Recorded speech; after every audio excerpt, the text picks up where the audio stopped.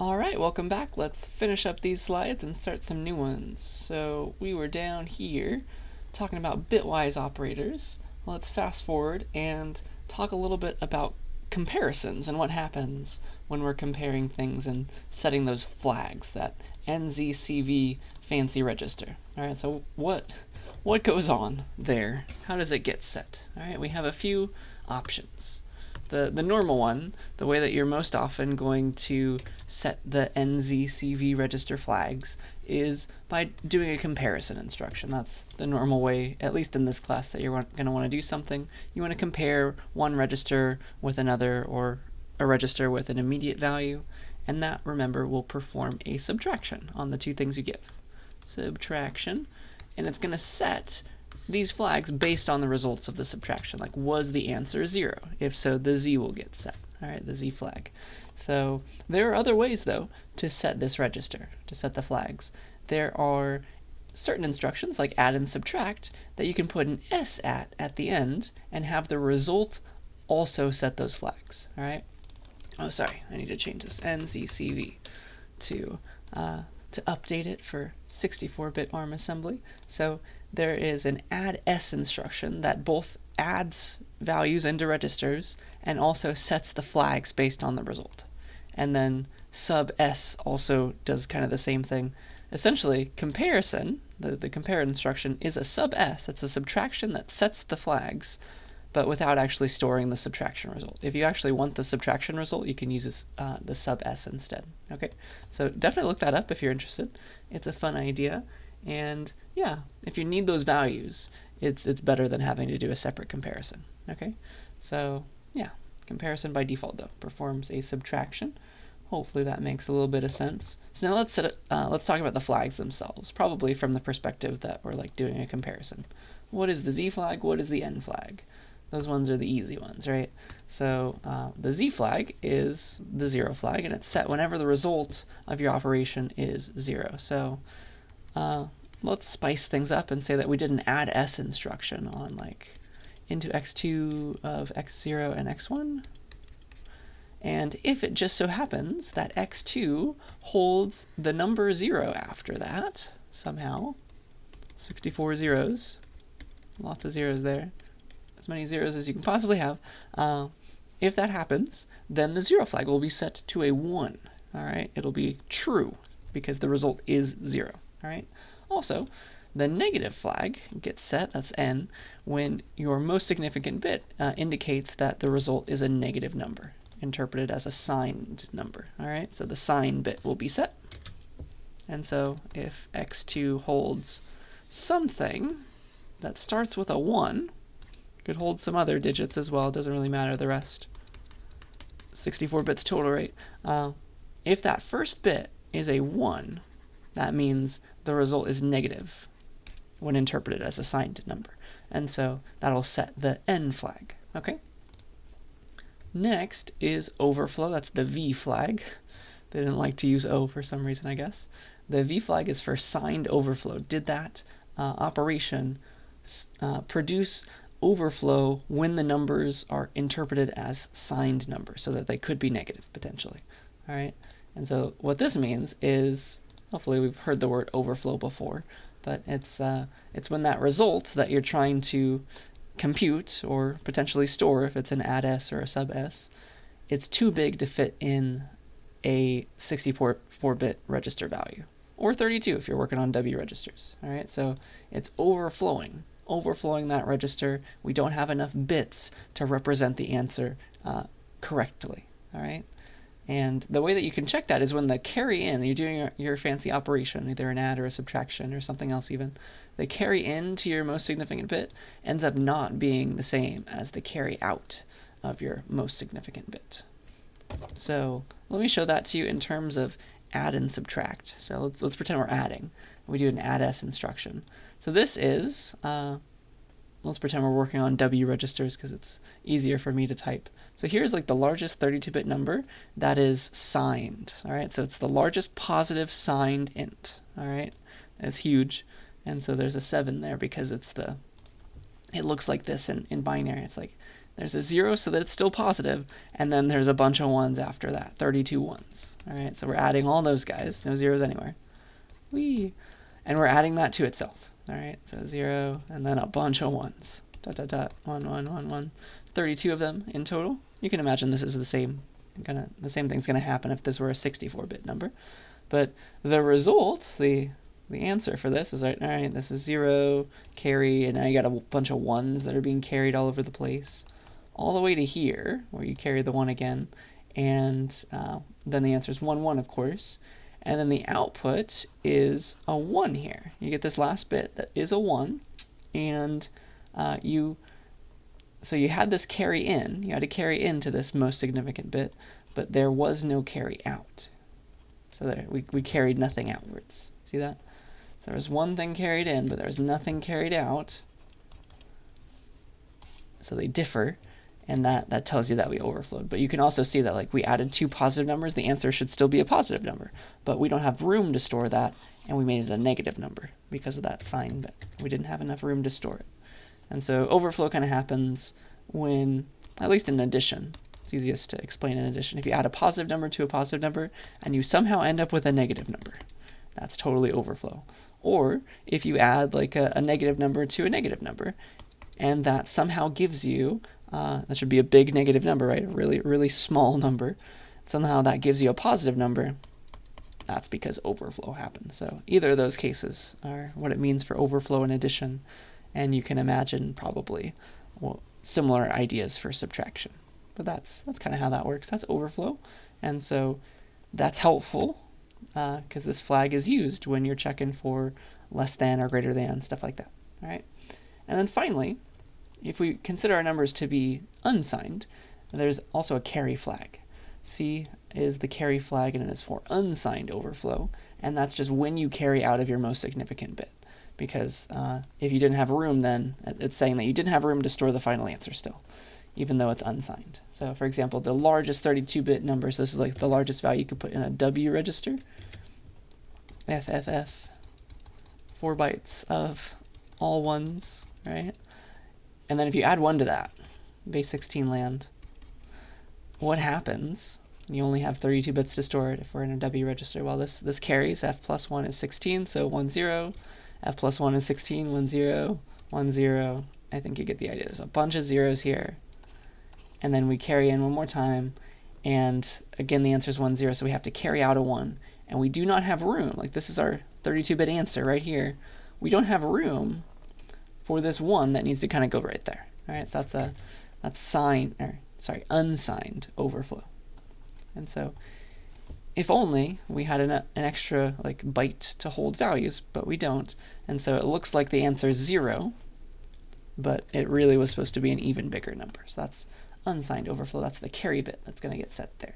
Okay, so that is my NZCV register nonsense. And now maybe you can go back to the table from the comparison instruction slides, and when we were talking about branching, and now you can kind of understand better like why we're using this N and the V flag for like signed number comparisons. It's interesting how it kind of all comes together. All right, so we do have some time, just a quick second. I don't have to code this up, but I want to show you a fun little example that's along these same lines where we're talking about numbers and overflow and things like that. So in CSCI 40 at least, I teach my students. I kind of like trick them a little bit, but it's a useful trick. I trick my students in CSCI 40 and I tell them this is an infinite loop.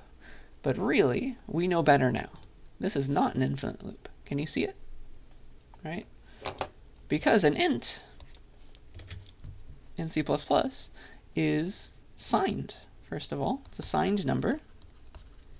And there's only 32 bits, and so you can only hold a finite amount of distinct numbers, okay? Which means that overflow is a possibility. And so if you keep adding 1 to your I, eventually you're going to get to kind of either this case or it's more like this case. Like you add 1 to the largest positive number, and suddenly you have a negative number, all right? Because that'll set the sign bit. Does that make sense? And so then, because it's signed, you will notice that it's small, finally. It's less than 0 because it got so big it overflowed. Okay? It's signed overflowed. So I will eventually become negative. Do you see that? I will become negative. Because eventually, we're going to get here, like the largest positive value in 32 bits. Is that the right amount? One more F. We add 1 to that, because I++ one last time, and then somehow, like eventually, right, after this is all said and done, this produces a negative number, because it produces a sign bit of 1, right? So it'll actually be like the largest negative number. All right, that's a weird looking G. Let's fix that. So that's going to be a negative number. So eventually, this loop will actually stop if you wait long enough. Isn't that cool? So that's kind of fun, I think. All right, so that's everything that I wanted to just tell you about for these slides. Let's switch gears and talk about something a little bit different. I want to talk about assembly and C or C++ together again. All right, so let's go back to those languages. So the first thing I want to talk to you about is the main function. So hopefully we've seen before that you can optionally give some parameters to main. It doesn't always have to look like that. You can give argc and argv. You remember those? So what are those guys doing? Those give you access to your command line arguments. All right, so when you run your program on the terminal, you have the option, right? You're able to give command line arguments. You're able to not just run your program like this, but to run it like this, kind of like how you run G++, name of the program, -o, something else. Like those are all command line arguments given to that command. And we can do the same thing with our programs. So we can give some space-separated input to our programs before they even start. So those are called command line arguments. And let's see. What do I want to say about that? So yeah, just like G++, this is technically a command line argument to the G++ program. So we can do the same. And if you tack on these extra parameters, you get access to your command line arguments. argc stands for argument count, so the number of command line arguments, and argv is an array of char stars, so an array of C strings that gives you access to the text of each argument. All right. So if you ran your program like this, /prog123 hello hi, then there are 4 separate parameters, technically. So argc will be set to 4, and argv will hold these values as separate strings, as separate C strings, and this is at index 0, index 1, index 2, and index 3. So argc is kind of like giving you the size of argv. All right, you get the name of the program as well as all these things.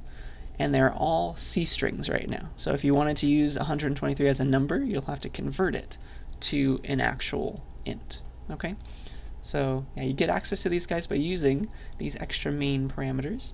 So let me show you. Let's go to the C language, and we'll print out all the command line arguments using the printf function. All right? You can do the same thing in C++ with cout. So let me make a new program that is a C program, and we'll call it command line args.c. Okay? And so it's going to be a little different, so it's not quite like C++. Yeah, it won't even work. So it's going to be include standard io.h so that I can print stuff, and then int main, and I do want the return 0 at the end as usual. And now I'm going to include in main int argc char star argv bracket bracket. All right, so you'll get it eventually if it's been a while. So argc again stands for the argument count. Is the argument count. It's the number of arguments, including the program's name. It's always the 0th thing in that array. All right, so including the name of the program, and then argv is short for argument vector. It doesn't actually mean C++ vector. This idea was it predates the C++ language, so that it just means array. It's an array of C strings. All right, that's what the char star means.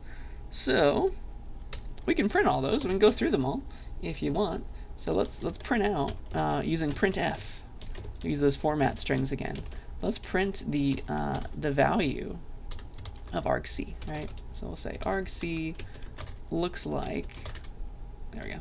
Argc is this number, and it's %d to replace it with a number, and you give that number here. So argc. So that'll print the number right here. It'll get replaced with that %d. So argc will go there, and then let's loop through all of the things in argv. And we know that we can go from indices 0 up to index argc -1. All right. So let's do a loop there. So for int I equals 0, I is less than argc I plus plus, and there's actually a couple different ways to print each argument. So printf, first of all, you can just give it a string, and it'll print that string. So I could say this. I can be like printf argv of I, and like that's a string, print that. Technically that would work. All right. The compiler will warn me about it, but it's technically possible. And then like you've printed it, now you can like print a new line as well. But there's a better way. All right. The more standard, the way that it's not going to warn us way, is going to be printf. And then as a format string, we give, if we want to print another string inside of our string, like combine them in this way, you can give %s, and that'll get replaced with whatever string you provide. And so I like to print the string, please, and then a new line at the end of that, argv of I. All right, that's how printf works. And then we can return 0. All right, so that is going to be our program here. And if we compile, it's not G++ anymore, it's gcc command line args.c-o command line args. If I run it by itself, of course, argc is just the one thing. And there's that one thing being printed right back out to me. If I run it like this, what do I have? Like 1, 2, 3, hello, hi. Space separate as much as you want. But you see that we get more stuff printed. So argc was, of course, 4, and here are each of those 4 things. All right, and you can go crazy. You can space separate as much as you need to. You can even tab over if you want to. But it's just going to space separate all the things, and it'll give them to you without any spaces in between. All right, so here are my 6 command line arguments this time. So the program name always counts as one of them, and that's useful. So those are our command line arguments and how we access them. I think I'm ready now. I want to show you how to write functions in assembly. We're going to study this in much more detail later, but I want to at least get you able to make a main function in assembly, all right, and like call printf and stuff like that. I'll have you making your own functions soon, but here is the secret, all right? If you would like to make a main function rather than a program that just does syscalls that didn't have a main function at all, here's how you do it. You have to eventually say like where main begins, just like we said, underscore start, it begins here, and global underscore start, like that's all there, but you swap it out for main. All right, so the main label and global main. And then also, this helps out the debugger and the assembler as well. You say that main means a function. All right, it is going to be and serve as a function. It's not like a label that we can branch to as we're doing comparisons or something. It is a full-blown function. All right, and so this is going to be important to us. All right, we're gonna memorize this eventually. And now we have to learn about what's called the ABI, the Application Binary Interface.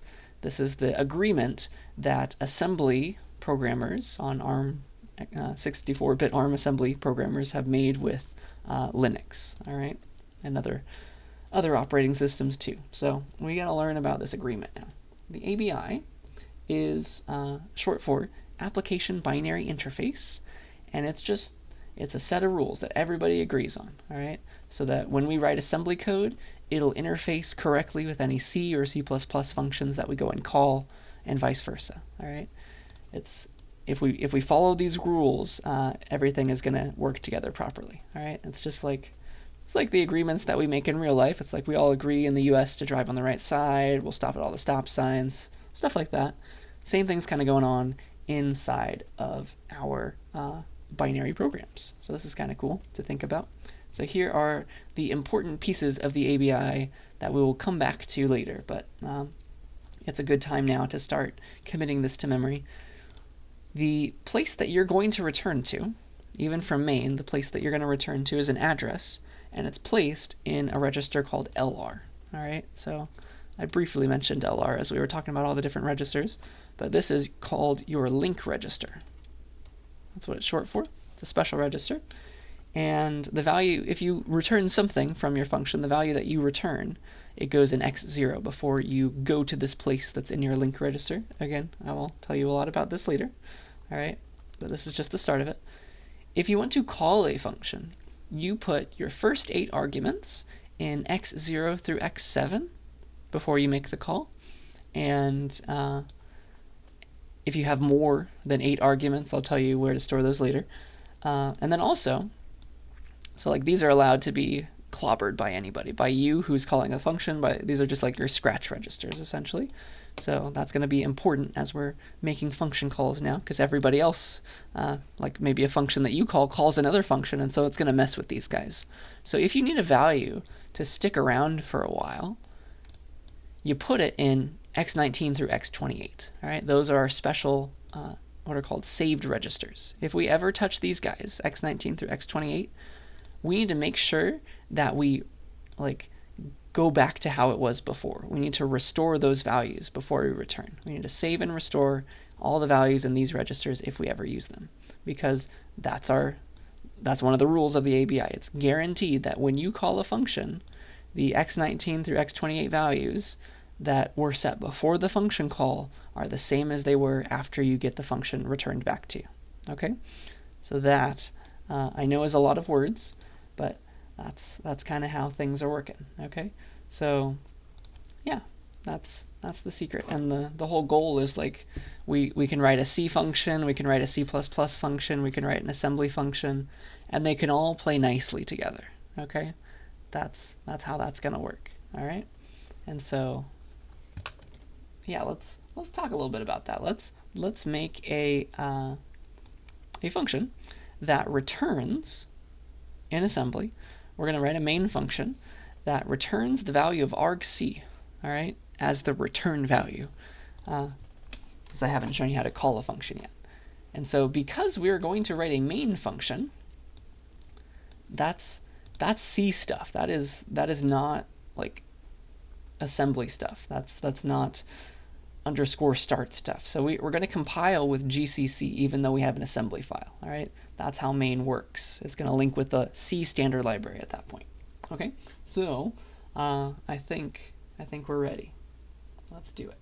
So I'd like to make an assembly file that returns from main argc. So let me show that to you. Is there anything else I want to do first? No, I think that's right. So let's make a new file and we'll call it return argc.s. All right, and so here's what we're gonna do. So here's the boilerplate now. It's gonna be global main is a function, and here is where it begins. Okay, let me try and make this a little bit more pretty for us.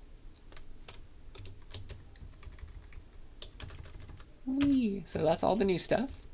And all right, here's where main starts.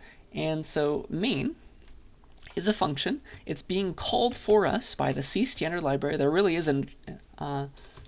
secretly an underscore start still, and the underscore start will be generated by GCC, and it will call main. All right, if that makes any sense at all, it'll call main with your command and arguments. All right, and so you were called. Main is a function. It has been called. The first arguments, if there are any, go in x0 through x7, and main has 2 arguments, argc and argv. So that means, all right, I know this is a stretch. It's a lot to think about. That means that if we look in x0 and x1, we have argc and argv.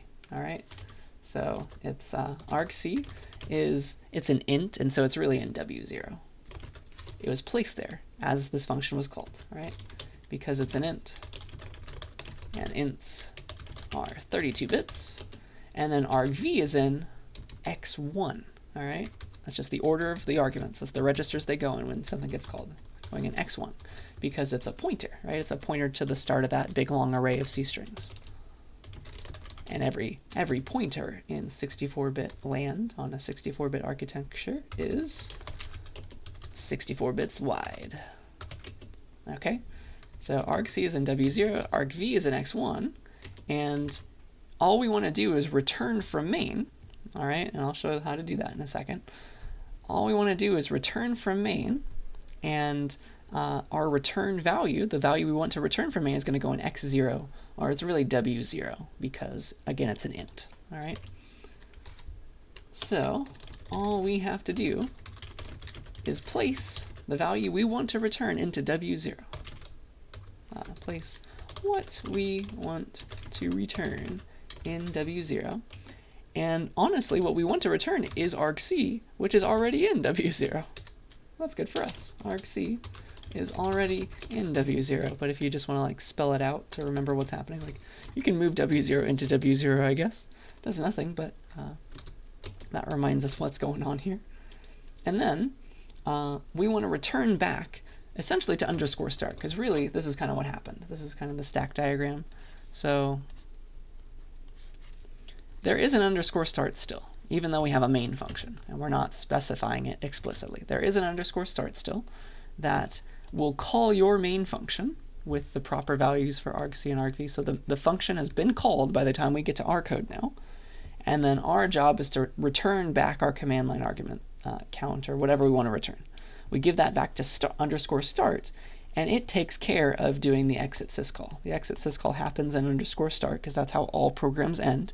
So it's start taking care of that, and it's giving whatever value we passed along as the exit code to the exit syscall. That's start taking care of it. All right, that's kind of what's going on. And so now I need to tell you the last piece of information. How in the world do we return? All right, so LR has been populated with the address we need to return to. That's the place in code we would like to jump to get back to underscore start, the person who called us. All right, so it's LR that we need to go to now.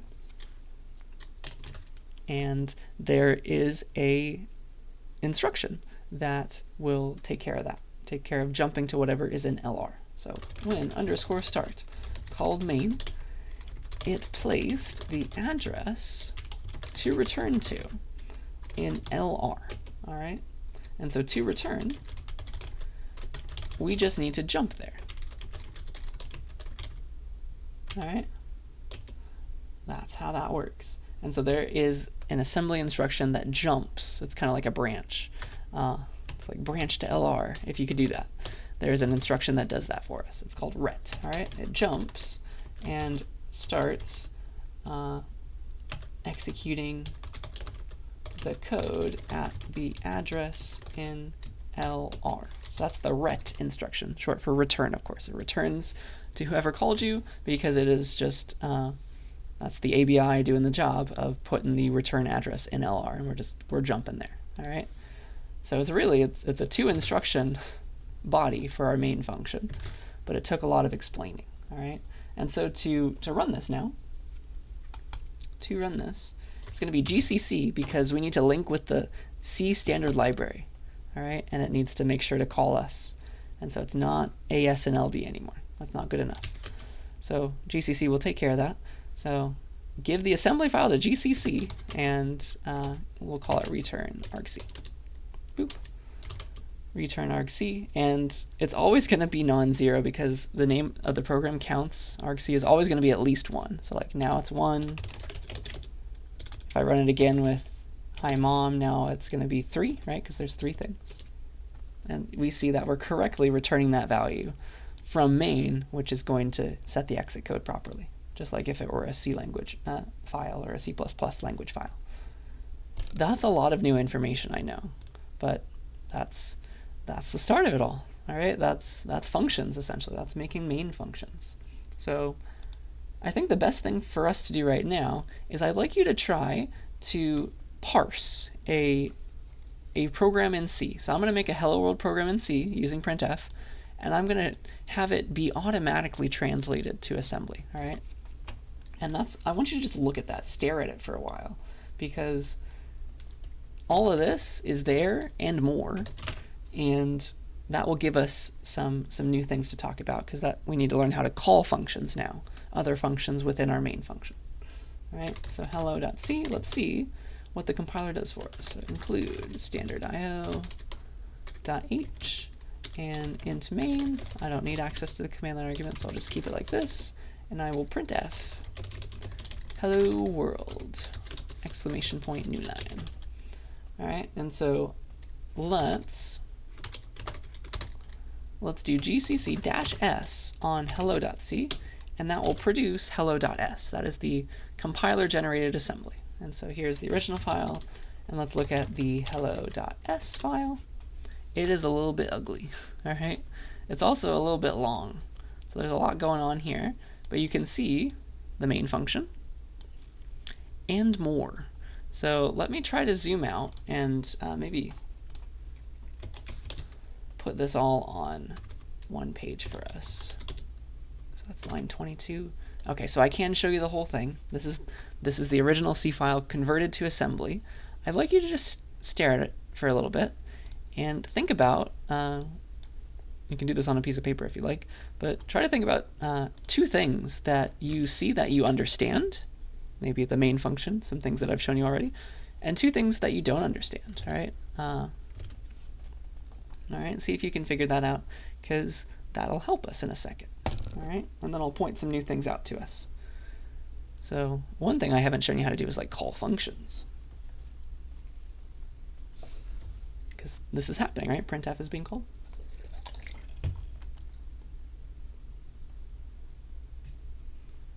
So yeah, what do we find? We see the main function. What am I supposed to point out? Yeah, I'll show you the call to printf and all that. We got some weird labels being made for no good reason. Honestly, I don't think we're really jumping there ever, but that's just the compiler being a little bit dumb. It's not optimizing this code. All right, let's just go back to the original file. So there's some information for like the debugger and all that. It's like telling you this is the file that it came from. And then like here's the string. It's at .lc0, and you can kind of find that being used. And do you see the call to printf? Do you see the word printf anywhere, first of all? It isn't actually here, which is funny to think about.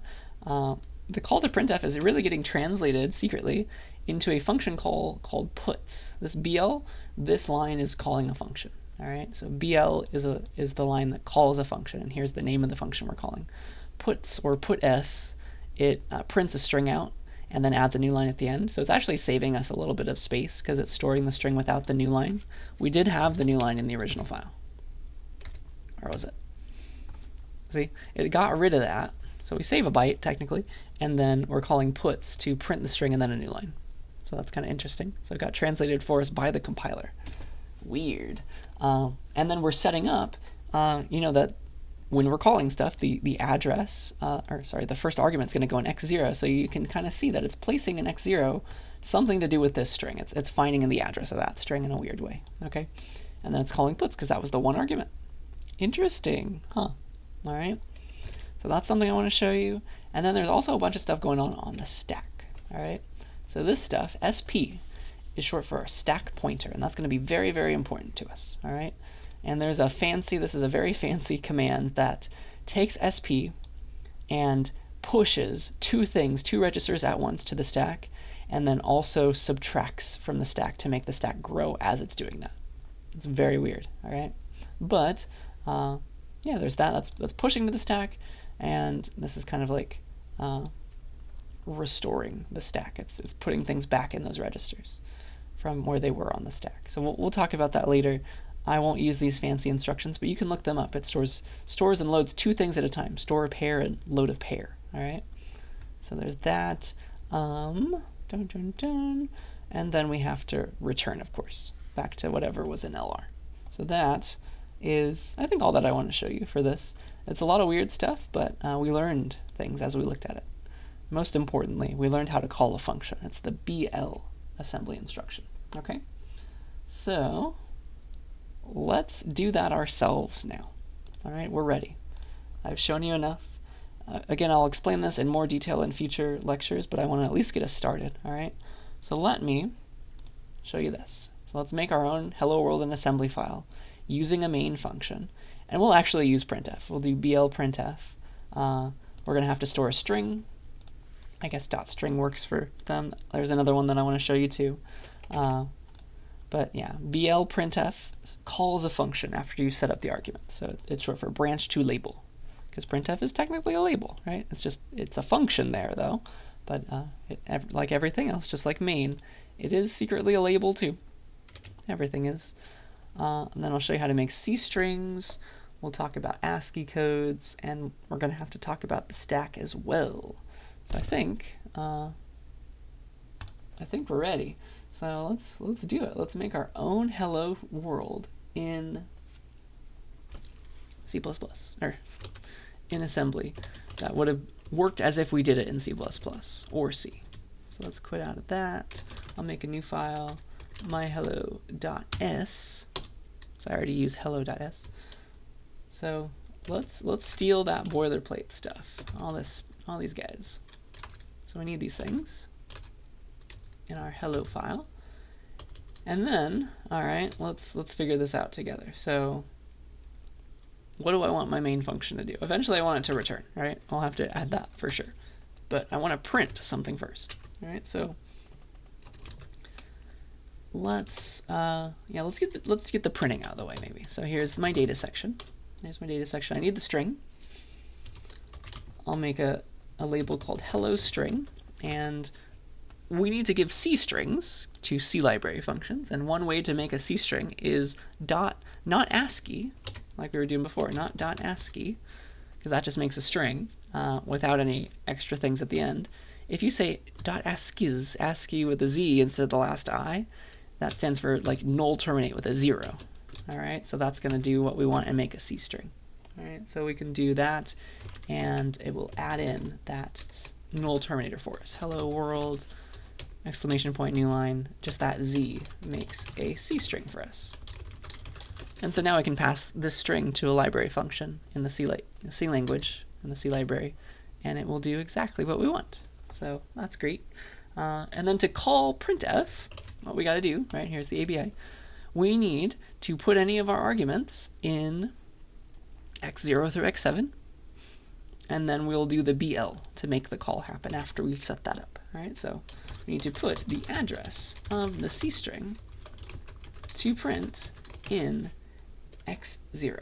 All right, that's what needs to happen there. It needs to go in x0 because that is where the first argument goes if it's a 64-bit value, and we have a pointer that needs to go there. All right, so we will load into x0 the address of that hello string, and then that has set up the call properly, and we can do our BL printf. All right, and what BL does is it jumps to wherever printf is defined in library code, and it sets LR to return to back to us, back to whatever our next instruction is, like to right here essentially. So this line, this BL line, is going to mess with LR, all right? This implicitly sets LR to be the address of the next instruction in main, all right? And so maybe we have to eventually return 0, and so like move into W0, 0, and do like a ret. We're actually in trouble right now. Do you kind of see what's going on? When main gets called, LR holds where main needs to return, all right? But we've just clobbered that by calling a function. We've overwritten the old LR, and now main doesn't know where to return to. Does that make sense? That's very important, all right? So in order to actually return properly, we need that old value of LR before we called printf, right? Because this is going to clobber our LR. We'll talk about that more later. But we need to save LR at least on the stack, right? We need to save LR on the stack using the SP register. So SP is a register. It's pointing to wherever the top of the stack is right now. Maybe there's a bunch of stuff on it. So SP points to the next address that you could use, right? It points to the top of the stack essentially, right? It's the last thing that was placed there, let's say. So there's SP pointing there. If we'd like to store things on the stack, SP grows towards lower instructions. So if we want to store things on the stack, we need to subtract from SP. This is like SP minus 16 or something. And then we could fill in things there. It's kind of weird, but I'll just show this to you now, and we'll talk about it more in detail later. But we want to put stuff on the stack. We want to put LR right now. We need to save LR for later, because printf is going to mess with whatever's in our current LR. We're going to forget where to return to otherwise. So LR, another word for LR is x30 actually. Okay, so LR is just a special name for x30. It holds the address, right? Holds the address for main to return to, and we need to save it, because LR is going to get changed with this printf call. We were going to forget where we need to return to from main otherwise. All right, so we need to save it if, yeah, this is just part of this comment. We need to save it if we want to call other functions. And we do. We want to call printf. All right, so the way to save stuff on the stack is we have to subtract from SP. SP is always a pointer to where the top of the stack is, and the stack grows downwards for a weird reason. So I'm going to subtract 16 from SP, even though I just want to put LR on it, which is only 8 bytes. I need to make room for 16 bytes of information for a weird reason. All right, so make room on the stack for 16 bytes of information. All right, and this is again part of the ABI. All right, well, I'll have a whole lecture on this soon, but I just want to get us started. This is kind of the stuff that you want to remember for now. SP always needs to hold, always must be, a multiple of 16. That's just what we've promised as part of the ABI. That's what we've all agreed on. All right, so even though I only want to hold 8 bytes of stuff, I need to subtract 16 from SP. All right, it just always needs to be like that. And so now there's room at like this spot and this spot. You got 2 8-byte values that you could place, right? 2 chunks. So there's room at SP, dereference SP, or and I guess, and SP plus 8, right? So we could store LR in either of those, all right? We can put LR at either spot, all right? And let's say store, because it's going to be a store instruction, all right? So let's just say we were going to put it at SP. So we're going to do this. We're going to place the old LR right there, all right? Old LR, because then I'll be able to get it back again later, all right? That's what I'm going to do. So please store LR at the address that SP is pointing to right now, which is brand new space because I've made fresh space. I've subtracted 16 bytes of addresses, all right? So that's what happened. I just stored that 8-byte thing at the top of SP, at the top of the stack, essentially, all right? Again, I'll draw more diagrams. This will make more sense later. Do read those sections of both textbooks. The Dive into Systems is going to talk about this a little bit, and then also the optional book that costs money will go into this in detail as well. So, all right, so this is how we made room, and now we've saved that old LR. Now we can make function calls, and everybody's happy because we can get back at main's return address, all right? So this is going to call the function, so x0 goes the argument, then we say blprintf to make the call and set LR. LR will be set to the address of whatever of this instruction on line 14, because that's the next thing we want to do after printf returns. And then we want to return, right? We want to return to the address that we were given back when main was called, the thing that was originally in LR. So I need to pop it off the stack. I need to go back into memory, get this back, and put it into LR, all right? So, because I want to return 0, right? And 0, the value that we want to return goes there in W0. So return 0, ints are 32 bits. So we use W0 instead of X0. And then to return from main, here's what we got to do. We want to restore LR to what it used to be. So I want to load from the stack now. So load into LR whatever's on the top of the stack, because that's where I placed LR. All right, so now I have it back.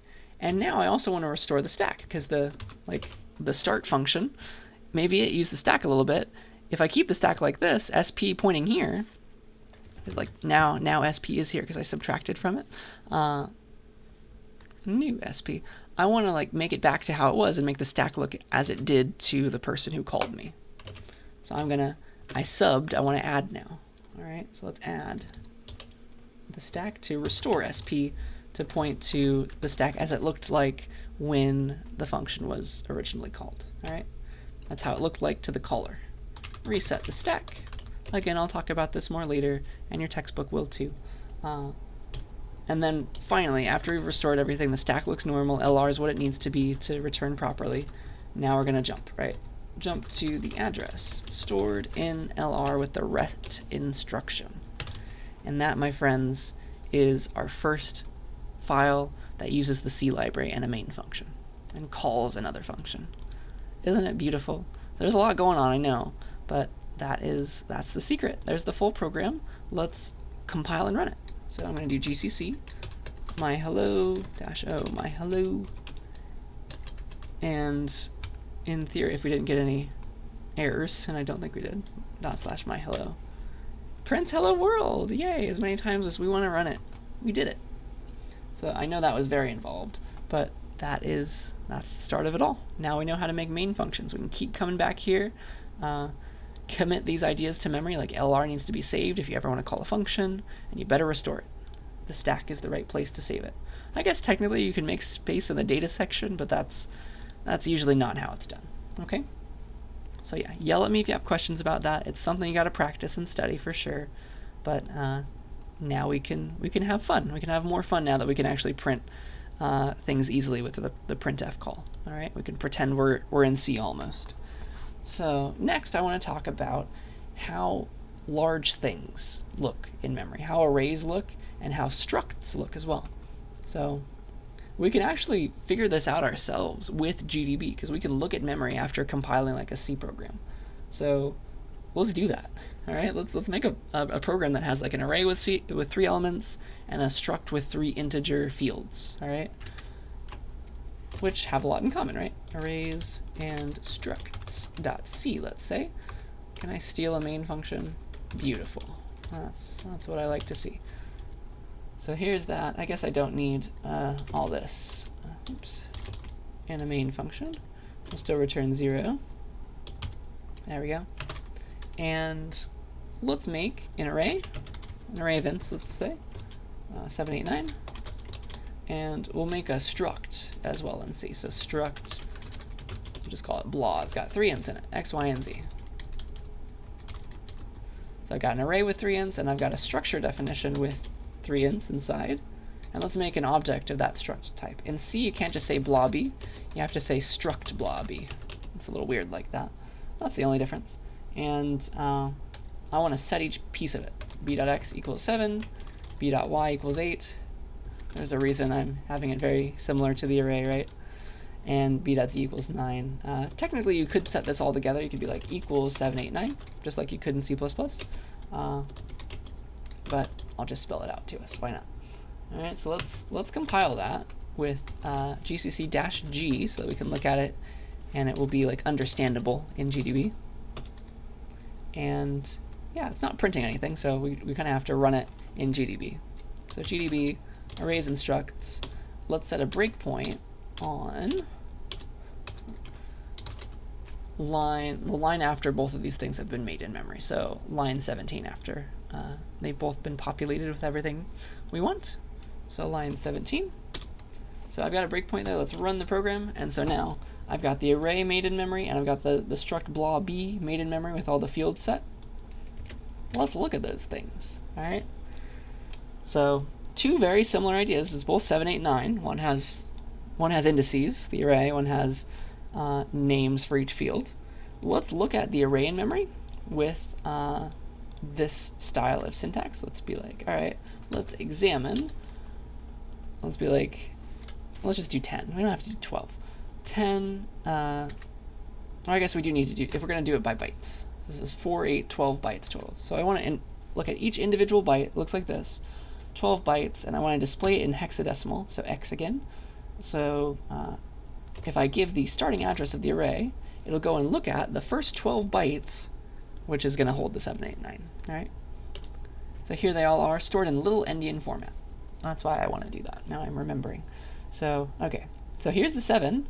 It's an int, so it's 4 bytes. So arrays are stored contiguously in memory. Here's the start of the array. It's the first thing there is the 7.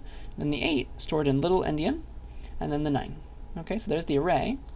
And then let's look at how the struct is arranged. Because it's very similar. It's got 7, 8, and 9 in it as well. Let's do the same thing for B. What happens there? And you'll notice that it's stored exactly the same. Isn't that cool? Because honestly, a struct is really just, it's a tightly packed thing. It's 3 ints. Again, it's really just an array again, almost. It's just the indices have names now. That's really what a struct is. It's just a special kind of array that could hold different types. Like you could have put like a double here. You could have done it differently, but I put 3 ints, and they're stored exactly as compactly as you would expect. So 7, 8, and 9, it looks exactly like the array in memory. It's just you access them slightly differently because it's a struct instead. But that is that's like a language syntax difference rather than a representation difference. That's cool to think about. All right, so that's fun to know. Now you know. I now have a question for you, knowing this.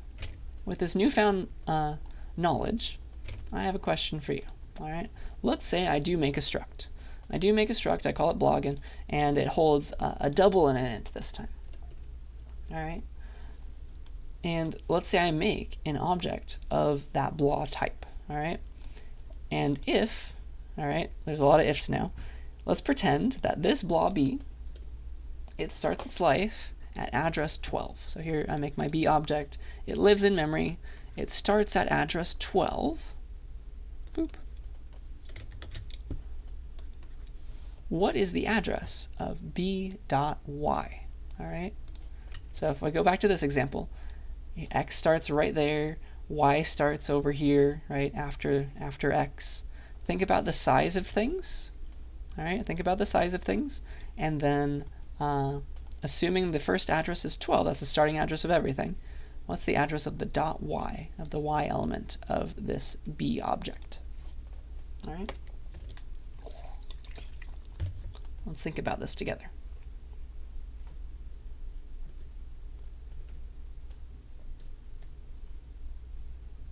And so technically there is a way to cheat, and maybe I'll show that to you in a second. But let's see. I will prove to you in just a second the answer, but let's break it down in the way we know how. So, all right, a double. How big is a double? It's 8 bytes total. All right, and how big's an int? It's 4 bytes total. And so, if we go back to this example and we think about it, well, it's a 12-byte thing. The struct will be 12 bytes long, and x will be the first thing. X will take up the bytes 12, 13, the first 8, all the way to 19, right? All the way to 19, that's the x part of B. And that means then that 20 through 23 will be the y part, because it only needs 4 bytes for that int. So that's going to be our answer, all right? 20 should be our answer. Do you see that? I hope that makes sense. That's kind of how you think about it, because they're going to be arranged in order. X goes first because it was declared first, then y. All right? And you can actually prove that to yourself. You can write code that does that. So let me steal this file, and I'll make a new file called structs in-class-exercise.c. So I don't need this array anymore. If I go to blah and I change it, I'll make it double x this time. Double x and y. There we go. And you don't even need to go to GDB this time. I'm just going to say struct blah b by itself. I don't need any of these guys. So it's just like, it's set to garbage right now, but I've made memory for it. And I can do some calculations with just math on pointers. You can do pointer arithmetic. So here's the secret. What is the distance between the start of B and Y? That's kind of what I'm asking, right? So what is the offset? What's the distance? That's equal to, it's like, well, b.y, the address of that, minus the starting address of B. Okay? Does that make sense? Does that make sense to us? So that's the secret. That's what we want to check. I can't actually make this an int unless I do some weird stuff. I have to do a cast to just like make these numbers, please. Voids. So this is pointer arithmetic, and now it's happy. So that's a little disgusting, I know, but that's going to be our distance, all right? Printf %d new line, and that's our distance. Then I can also prove to you that the address of b is the same as the address of b.x, because x is the very first thing. So I'll print that for you as well. Printf two numbers, 2 pointers. I think it's %p for a pointer. So I'm going to give 2 things this time to printf.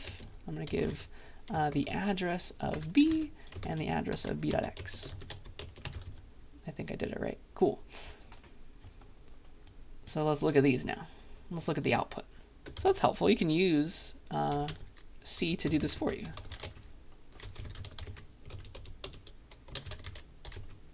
Boop. And so, yes, it's 8 away from the start, and so it's 8 after 12, so 20.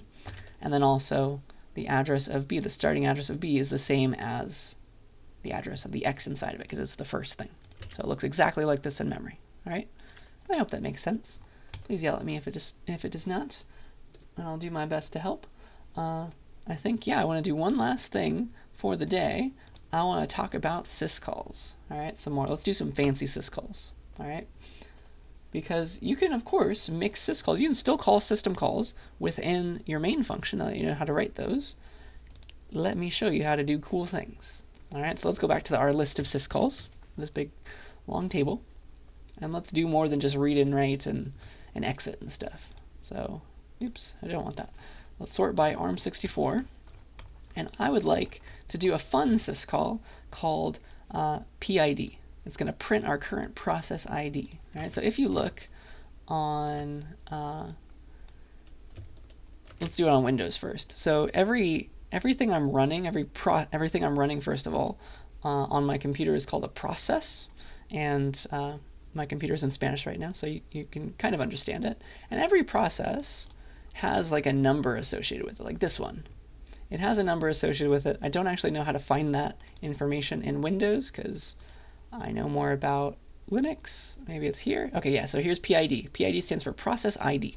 All right, so all these things have process IDs, and that is the same on pretty much every modern operating system. So if I look at all the things running on my server right now, got a lot of stuff. Whee! So all these bad boys, they all have process IDs as well, PID, like these. All right, so I got a bunch of things running. Here is the task manager, and it has this process ID. And there's a bunch of other stuff running, and other people on the server right now too running their own stuff. And everything that's running is called a process, every program, and it has an ID. And you can ask for, from the Linux kernel, the ID of your current process with the PID syscall. All right, let's go to that one. PID. Dun dun dun. Or sorry, it's get PID. So that's what we're after right now. It's get PID, and it is system call 172. All right, so that's that one. And here's how it works. If I go and look at its manual page, eventually it will load. But again, when you're making a syscall, the number is going in x8, so we're putting 172 in x8. And then if it takes any arguments, those go in x0, just like a function call. x0, x1, x2. Get PID takes nothing. So that's perfect.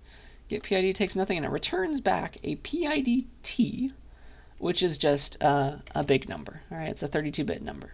A PID T is just a synonym for int. I think unsigned int. All right, so yeah, we're getting a value back in x0, and that is our process ID. So we're gonna look in W0 because we're getting a 32-bit number back. All right, and because it's a unsigned int, we can use %u to print it as an unsigned int. All right, and we're going to do this in assembly. All right, well, let's do it. What else? Yeah, I think that's what I want to do right now. So I'm going to make a new assembly file. Let me first steal. Let's see. Let's steal the one that did a printing thing. Let's steal our hello world file. And I'll do print pid.s. So here's our Hello World program. I want to kind of change it up a bit to, first of all, do the syscall. Let's get our PID in X0, or W0 really, by making the syscall to syscall 172. So let's set that up. Boop. And so we'll get the current PID using syscall number 172. So X8 gets 172, and then that's pretty much it. There are no arguments to the syscall, and so we're just going to make the syscall SVC number 0 to make it happen. Supervisor call. All right. And so now the PID is in W0. All right, so that's where we're going to get it out of, and that's what we're going to look at. All right, so let's print now. Just like we were printing the hello string, let's print the PID. Let's print the PID, and it's essentially what we want to do is call printf with some format string like a print int format string, and then we're going to pass along the PID as well, PID number.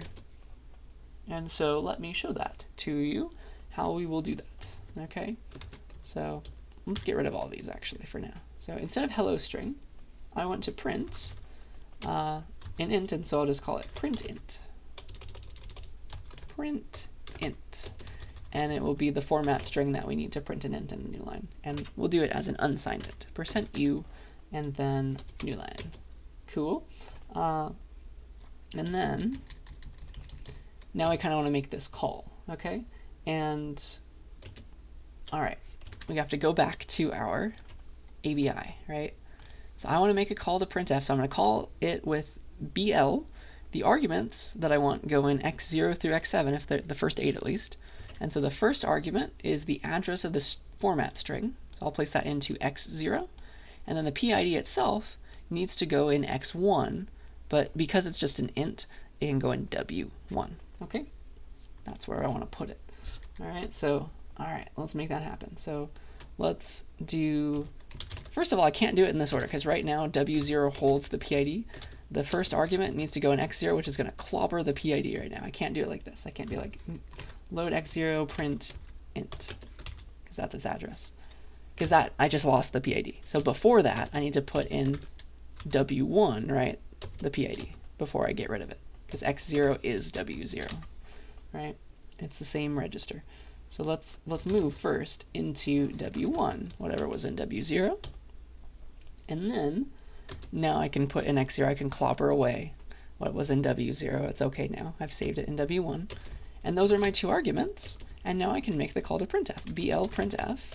And I have correctly remembered to save LR for later, because BL is going to change it. I've remembered my original return address, and so I can get that back when I'm ready to return myself. So I'm going to pop it off the stack, make the stack go back to normal, and return back to _start, who's the function that called me. All right, so that's the program. Let me see if I can give it to you on the same screen, if I split screen it. Does that make sense? So we're making the syscall. That's kind of cool in itself. Making that syscall, and then we are printing whatever we get back. We're getting that W0, which is our current process ID, and then we're printing that using printf. Okay? So again, because we're using the C standard library, we have to compile this with, even though it's an assembly file, we compile it with GCC, and then it'll do the assembling and the linking for us. Boop.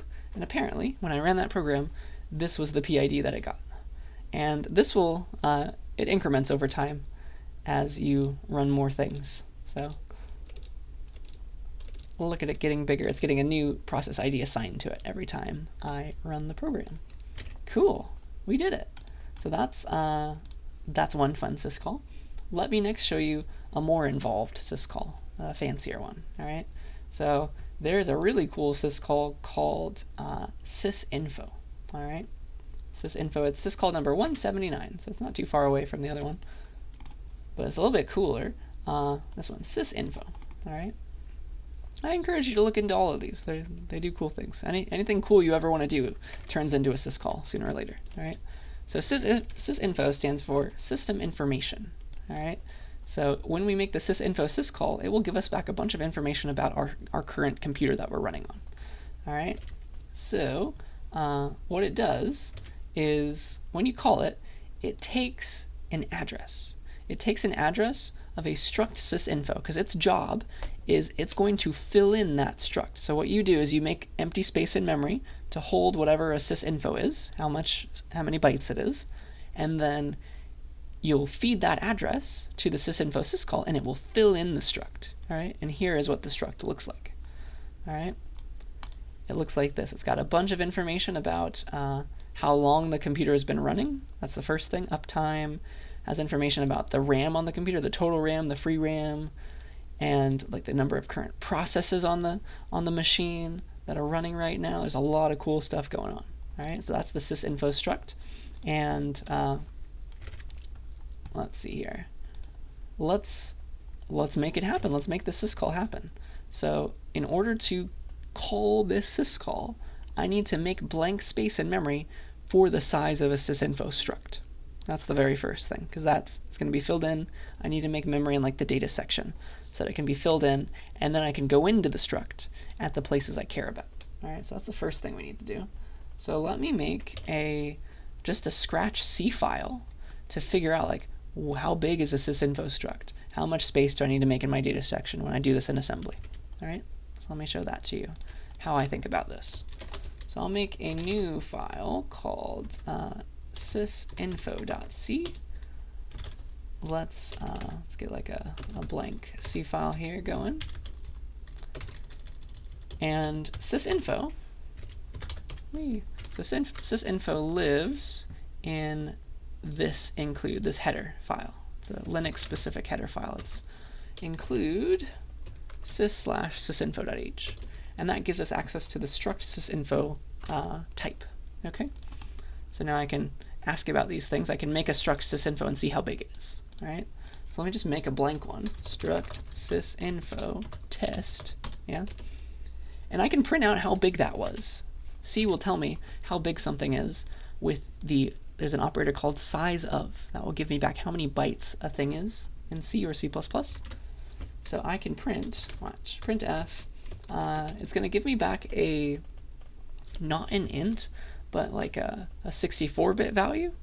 So I think it's LD to print a 64-bit value. A long integer. That's kind of how it works. And so I say size of test. That'll give me how big any struct sysinfo is, right? Because test is just one of them. All right. So let's print that out. GCC sysinfo -o sysinfo. Oops. Sysinfo. Boop. And all right. So it's 112 bytes. It's a very long struct. It's a 112 byte thing. All right. That's how big a sysinfo struct is, and that's how much space I need to make in my data section now.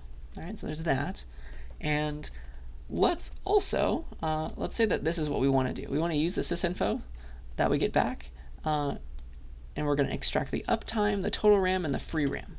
All right. So here's the uptime, here's the total RAM, and the free RAM, and they're all longs. So first of all, we need to figure out like how big is a long, and then like where does the total RAM start? Because then free RAM we know is after that, and we know that uptime is just at the start at offset 0. But we need to figure out the rest of these, all right? And this is also an array, so we need to do some arithmetic, okay? So how big is a long? So like we can ask how big is an uptime? Printf the size of test.uptime. That'll tell us how big a long is. So that is a 64-bit value. It's 8 bytes long, all right? That's fun to think about. And then, all right, if we want the total RAM and the free RAM, we need to figure out what is this offset. What's the offset after the start of the sysinfo for total RAM? And we can do kind of what I was doing before. It's going to be disgusting, but we'll figure it out together. So what's this offset? So first of all, I guess let's just like get these as values. So like what is a we can use longs because they're 64 bits and they're unsigned. Every if only I can spell unsigned long, because it's an unsigned 64-bit value. That's what a pointer is on a 64-bit architecture. So what's the address of total RAM? That's the address of test.totalram. So I can get it there, and it's going to give me a little warning, I think. So I can convert. It's a little disgusting. I can do it like this. I'm so sorry you have to see this. But honestly, it probably should just give me a warning. Is it gonna compile? We'll see. We will see. So that's that address and like the starting address. Starting address is just the address of test itself. And it's like, what is this offset? I'll just subtract those addresses. Printf. Again, it's going to be %LD because it's a big value, 64-bit potentially. Total RAM address minus starting address. That'll give me where it starts, and then I know that I can go 8 bytes later and get the free RAM right after it. But I need what's the offset, the distance from the start to total RAM at least. All right. So let's see if this will compile. We'll see. I might need to cast. Okay, so it was a warning. It did give me a warning. So technically it should be fine. But if you wanted to be very pedantic about it and say like, I know what I'm doing, let this happen, you can cast it. You can cast it to an unsigned long. Will that work? Yeah. Unsigned long. Why not? So that's one way to do it. This info, and it looks like it's going to be 32 bytes from the start. That is where the total RAM begins, right? And so at 32 is where the total RAM begins. The free RAM happens 8 bytes later because every long we've determined is 8 bytes. And so free RAM happens at offset 40, right? Whereas total RAM was 32, right? So we've just learned a lot of cool information by using C, all right? So now we can go back to assembly and actually do the sysinfo syscall. Let's do it. So, let's see, let's go back to the PID one. I'll steal most of that file. We want a lot of that. So I'll make a new file called sysinfo.s this time. All right, so our first goal is we need to make room in the data section for a sysinfo struct. It needs to be 112 bytes long, all right? So sysinfo struct, sorry, not a dot. There's a label, that's where it'll begin. I need to make a bunch of memory. I can make an array of things by using commas. Let's do a bunch of 8-byte things. And so that's going to be a quad, a bunch of quads, zeroed out. How many of these do I need?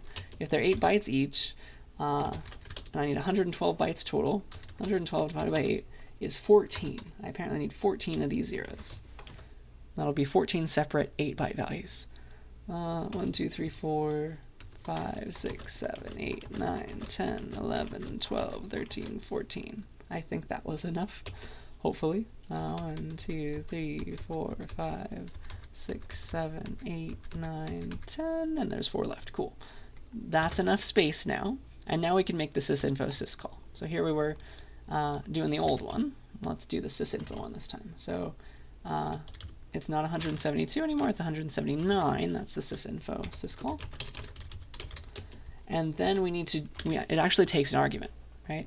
The sysinfo syscall, it takes an argument in x0.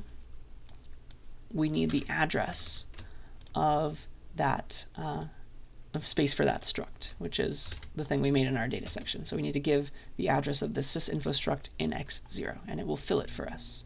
It will go to that address and fill it with all the values about our current system. So load into x0 the address of the sysinfo struct, and then, oops, got a stray 0 there, and then make the service, make the system call happen, supervisor call, and now in our data section, this has been filled in with actual values, which is really cool to think about. All right, so let's extract all the pieces that we care about. All right, let's extract. Extract the uptime, the total RAM, and free RAM into, let's say, x1, x2, and x3, because they're all 8-byte values. All right, so where is the uptime? That's right at the start, right? So offset 0. Just dereference the start of that, the starting address, read 8 bytes, and you've got your uptime. All right. So the starting address is x0. There's my sysinfo struct. Let's put it right back there. So now I have the address of where the sysinfo struct begins. That is the same as the address of the uptime, because that's the first thing in it. So if I dereference whatever's in x0 and read 8 bytes, I will get the uptime value. It's like the number of seconds the computer has been turned on.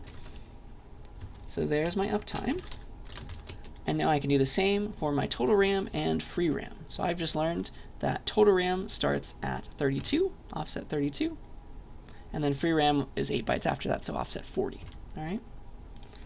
So x1 is uptime, x2 is offset 32. There's total RAM. And then at offset 40 is my free RAM. All right. That's pretty cool. And so now I kind of want to like printf all these things together, a bunch of unsigned values, a bunch of long values. I guess I can do it like this. They will be unsigned, so maybe I can just interpret them as its. Unsigned, unsigned, unsigned. And then I want to give kind of like x1, x2, x3. Oh, sorry, this should be x3, excuse me. And what do you know? Where do these arguments go? Like this needs to be the argument. This goes in x0, so that's my my format string. And then this argument, which I want to be x1, needs to go in x1, x2, x3. So these are already taken care of. These are in the right places, right? To be the second, third, and fourth arguments to a function call. So we are set there. And then yeah, let's print these out as unsigned values. I probably should put an L. Probably like should be LU, long unsigned value, because they're 8 bytes each, but I don't think we would overflow even if we printed them as 32-bit values. So, let's see. Yeah, I think that's what I wanted to say there. Yeah, so I need to change this print int. It's got to be more than this now. LU, I think that is correct. So that's that, and what else do I want to do here? I think we are set. We can just call, after we set this, the format string. Everything else, format string's in the right argument position, and now the rest is already where they need to be. Those 3 values already in x1, x2, and x3. So now I can make the call to printf, and then we're ready to return as usual. So that's a bit more involved, but it's a cool idea, I think, right? So there's my big program that does the sysinfo syscall, and we're extracting pieces. We had to remember to make room though in the data section. So there's the relevant information. Let's compile this now. It's sysinfo.s now. See if it works. Cool. All right. Maybe I did need a LU. Perfect. So what we got? The system has been online for this many seconds. I think it is a seconds amount. Seconds since boot. So since the start of the semester, how long has it been? 495072. How many hours? That's a lot of hours. 8,251. Wow. That's quite a few days. Oh no, sorry, that's minutes. Excuse me. I don't know how to do math. I don't know about time. There it goes, 137 hours. That makes more sense. Cool. So it's been up for that long. And when you try it, it'll have been up for longer in theory. And then, what else did it tell us? This is our total RAM. That's 8 gigabytes. 8 gigabytes of RAM, and apparently we've used a little over 2. That's how much we got left, free RAM, in terms of bytes. Isn't that cool? And of course that value's going to change as I run this program more, like it's using, the computer's using memory, slowly but surely. I guess it used no extra, but you kind of get the idea, I hope. So yeah, that's the sysinfo syscall. It's a more advanced one. Gives us a lot of practice with some cool things though. Okay, so I think that's all that I wanted to show for the day. Lots of fun new knowledge, I think. All right, and now it's time for me to introduce your next lab, so I'll see you in the lab introduction video.